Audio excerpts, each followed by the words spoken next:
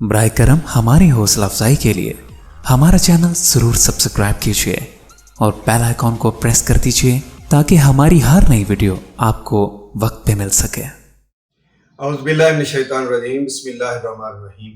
السلام علیکم خواتین و حضرات، میں ہوں آپ کا ہومیوپیتھک ڈاکٹر رضوان ثاقب اور آپ سے مخاطب ہوں شمع ہومیو کلینک لاہور پاکستان سے۔ آئیے آج ہم بات کرتے ہیں جو پراسٹیٹ گلینڈ کا بڑھ جانا، ان کے سائز کا، انلارجمنٹ آف پراسٹیٹ گلینڈ، اس کے سائز کا بڑھ جانا یا ان کا پھول جانا، یہ اس کے بارے میں، اور اس کی کیا وجوہات ہوتی ہیں اور اس کی کیا علامات ہیں اور اس کا ہومیوپیتھک میں کیا علاج ہے اور اس کے لیے احتیاطی تدابیر کیا ہے۔ تو خواتین و حضرات، سب سے پہلی بات تو میں ایک وضاحت کر دوں کہ یہ مرض صرف مردوں میں ہی پیدا ہوتا ہے اور زیادہ تر یہ 40 سال کی عمر کے بعد کے مردوں میں، یا وہ لوگ جو مجرد رہتے ہیں یعنی اپنی بیوی سے زیادہ دیر تک علیحدہ رہتے ہیں یا وہ کنوارے رہتے ہیں، تو ان میں یہ مسئلہ زیادہ پیدا ہوتا ہے۔ تو پراسٹیٹ گلینڈ چیز کیا ہے؟ پراسٹیٹ گلینڈ جو ہے وہ جو ہماری پیشاب والی نالی ہے، یوریتھرا ہے، اس کی بیک سائڈ پہ، اس کے سرے پہ، نیچے والی سائڈ پہ ایک اخروٹ کی سائز کا اور اخروٹ ہی کی طرح کا ایک غدود ہوتا ہے جو پیشاب والی نالی کے نیچے اس کے سرے پہ، اینڈ پہ وہ موجود ہوتا ہے۔ وہ آپ اس طرح سے کہہ لیں کہ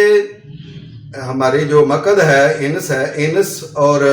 جو ہمارے جینیٹل پارٹس ہیں، مردانہ پوشیدہ اعضاء جو ہیں، ان کے درمیان میں یہ غدود ہوتا ہے اور یہ پیشاب والی نالی کے دونوں سائڈ پر بیک پہ جو ہے وہ موجود ہوتا ہے۔ تو یہ غدود جو ہے وہ ویسے تو اس کے بہت سارا کردار ہے، ہارمونل بہت سارے جو کردار ادا کرتا ہے، جو مزی ہے وہ اسی میں سے خارج ہوتی ہے، اور یہ جو سپرمز ہے ان کی یہ بحفاظت منتقلی جو اس کی آئندہ نسل کو بڑھانے کے لیے کرنے میں یہ کردار ادا کرتا ہے۔ پیشاب والی نالی کو انٹرکورس سے پہلے جو ہے وہ لبریکیٹ کرتا ہے، اور بہت سارے اس کے جو مردانہ قوت اور جو اعصابی قوت اور ذہنی جو انتشار سے بچاؤ اور ان چیزوں کو ویسے انتشار میں لانے میں یہ بہت سارے کردار جو ہے وہ اس کے موجود ہیں۔ لیکن اس کے جو پیشاب کو خارج کرنے میں اور پیشاب کو روکنے میں اس کا بڑا کردار ہے۔ جب ہم یہ چاہتے ہیں کہ پیشاب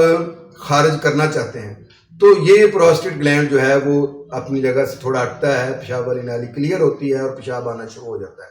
اور جب ہم یہ کہتے ہیں کہ بھی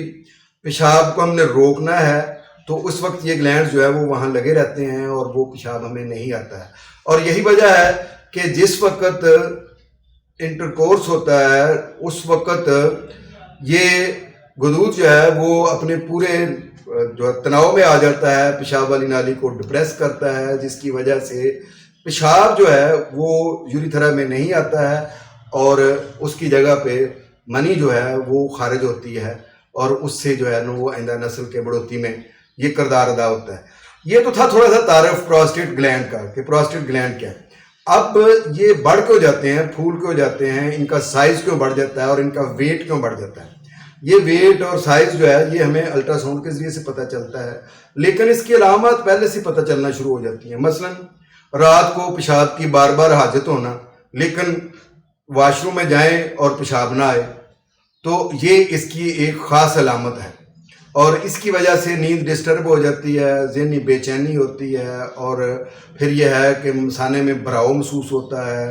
اور نالی میں بعض دفعہ تکلیف ہوتی ہے، پیچھے کمر میں نچلے حصے میں کمر کے درد محسوس ہوتا ہے، اور اس کی پھر جو بڑی وجوہات ہیں، جب وہ پیشاب بالکل رک جاتا ہے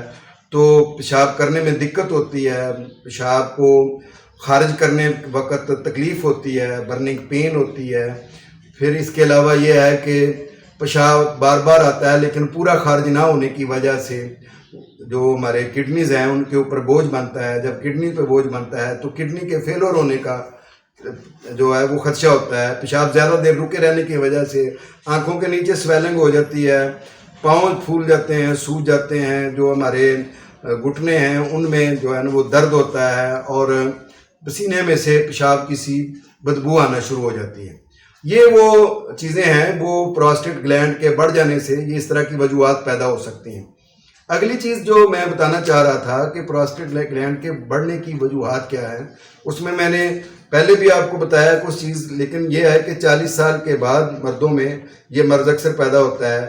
گرم اور خشک چیزیں کھانے سے یہ مرض پیدا ہوتا ہے، زیادہ پروٹین کو یوز کرنے سے یہ مرض پیدا ہوتا ہے، بڑا گوشت مثلا جس میں ہے یا یہ ریڈ میٹ جس کو ہم کہتے ہیں، اس کو کھانے سے یہ مرض پیدا ہو جاتا ہے. اور آپ نے دیکھا ہوگا کہ اکثر بوڑھے لوگ جن کی خاص طور پر جو شریک حیات ہے وہ فوت ہو چکی ہوتی ہے، زوجہ فوت ہو جاتی ہیں، تو اس کے بعد یہ عام طور پر وہ ان کو کیتھیٹر لگ جاتا ہے، یہ جو پیشاب کی نالی لگ جاتی ہے یا پیشاب بالکل بند ہو جاتا ہے، اور اس کی یہ تکلیف اکثر ہوتی ہے. اور جو لوگ بہت زیادہ گوشت کا استعمال کرتے ہیں ان کو بھی یہ مسئلہ ہوتا ہے. پھر جو لوگ جن کو قبض شدید رہتی ہے، قبض شدید جن کو رہتی ہے ان کے لیے یہ جو 40 سال سے کم عمر میں بھی یہ پرابلم ان کو پیدا ہو سکتا ہے. جب یہ پرابلم پیدا ہوتا ہے تو اس کی ابتدائی سٹیجز میں تو یہ ہوتا ہے کہ پیشاب میں رکاوٹ، پیشاب کرتے ہوئے تکلیف کا ہونا، پیشاب کے ساتھ جو ہے نا وہ قطرہ قطرہ پیشاب کا آنا، جلن کے ساتھ پیشاب کا آنا، یہ علامات پیدا ہوتی ہیں. تو ان کو پیشاب میں یہ جو چیزیں علامات پیدا ہوتی ہیں، ہومیوپیتھک علاج کے ذریعے سے بغیر کسی آپریشن کے پروسٹیٹ گلینڈ کے بڑھ جانے کا، ان میں سوزش کا ہو جانا جس کو ہم پروسٹائٹس کہتے ہیں، اس کا بہترین علاج موجود ہے. اس سے پہلے کہ ہم آپ کو ہومیوپیتھک ٹریٹمنٹ بتائیں، میں ذرا آپ کو یہ بتاتا ہوں کہ اس کے لیے حفاظتی تدابیر کیا ہے. ایک چیز تو یہ ہے کہ آپ قبض نہ ہونے دیں. قبض جب بھی ہوتی ہے تو یہ پرابلم ہوتا ہے. دوسری چیز یہ ہوتی ہے کہ آپ جو ہے سیلڈ کا استعمال کریں اور سبزیاں زیادہ کھائیں، اور اس کے علاوہ آپ زیادہ تر ریڈ میٹ سے جو ہے وہ پرہیز کریں، اور وزن کو آپ اپنے کو نارمل میں رکھیں، اس کو بڑھنے نہ دیں، اور پانی کو زیادہ استعمال کریں روٹین میں. جب یہ رکاوٹ ہو جائے تو اس وقت تو یہ ایسا نہیں ہے، کیونکہ اس وقت یہ ہے کہ جب انسان پر بوجھ پڑتا ہے، پیشاب آتا ہے،